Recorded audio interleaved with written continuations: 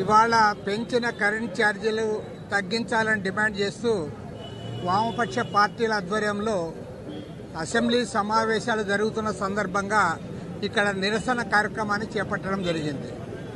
మరి గతంలో చంద్రబాబు నాయుడు గారు అధికారానికి రాకముందు చాలా స్పష్టంగా చెప్పడం జరిగింది. వారు అధికారంలోకి వస్తే రాష్ట్రంలో కరెంట్ ఛార్జీలు పెంచబోమని, పైగా వీలైతే తగ్గిస్తామని చెప్పి కూడా చాలా క్లియర్గా ఆయన చెప్పడం జరిగింది.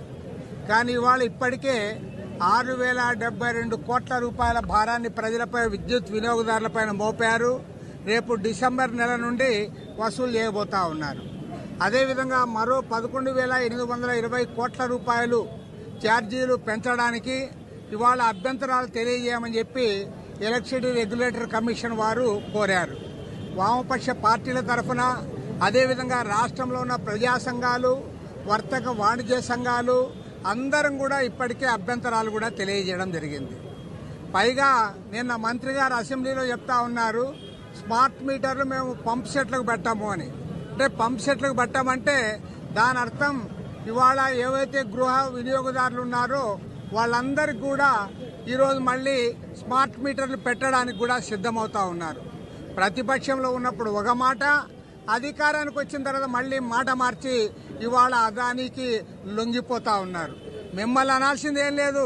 మీ నాయకుడు ఇక్కడ నరేంద్ర మోడీ గారే అదానితో కుమ్మక్కై, లాలూచిబడి, సరెండర్ అయి టోటల్గా దేశాన్ని దోచిపెడతా ఉంటే, ఇవాళ రాష్ట్రంలో గతంలో జగన్మోహన్ రెడ్డి ప్రభుత్వం ఉన్నా, ఇవాళ చంద్రబాబు నాయుడు ప్రభుత్వం ఉన్నా, ఇద్దరు కూడా సిగ్గు లేకుండా వారికి లాలూచిపడతా ఉన్నారు, లొంగిపోతా ఉన్నారు.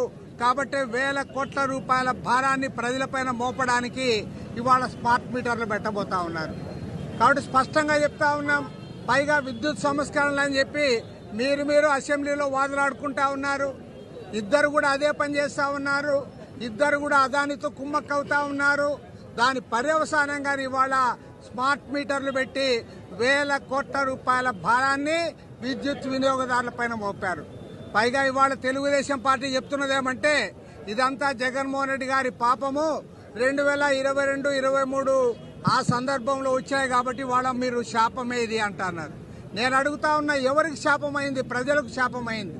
నిజమే, ఇవాళ మీరు చెప్పింది ఏంటి? మీరు ఎన్నికల ముందు అన్నీ తెలిసి ఉండి కూడా మేము అధికారం లేకొస్తే ఛార్జీలు పెంచమన్నారు. కాబట్టి ఛార్జీల పెంపుదలను ఉపసంహరించుకోవాలి. మన ఆంధ్ర రాష్ట్ర చరిత్రలో ఏనాడు లేనట్లుగా ఒకేసారి 18,000 కోట్ల రూపాయల భారాన్ని విద్యుత్ వినియోగదారులపైన మోపబోతా ఉన్నారు. కాబట్టి వాళ్ళ రాష్ట్ర వ్యాప్తంగా విద్యుత్ వినియోగదారులందరూ కూడా ఆందోళన చెందుతా ఉన్నారు. ఇవాళ ఇక్కడ నిరసన కార్యక్రమం అయిన తర్వాత రేపటి నుండి రాష్ట్ర వ్యాప్తంగా 20వ తేదీ నుండి 30వ తేదీ వరకు 26 జిల్లాల్లో కూడా సభలు, సమావేశాలు, సదస్సుల ద్వారా ప్రజల్ని చైతన్యవంతులు చేస్తాం. డిసెంబర్ నెలలో పోరాటాన్ని రాష్ట్ర వ్యాప్తంగా మరింత ఉధృతం చేస్తాం.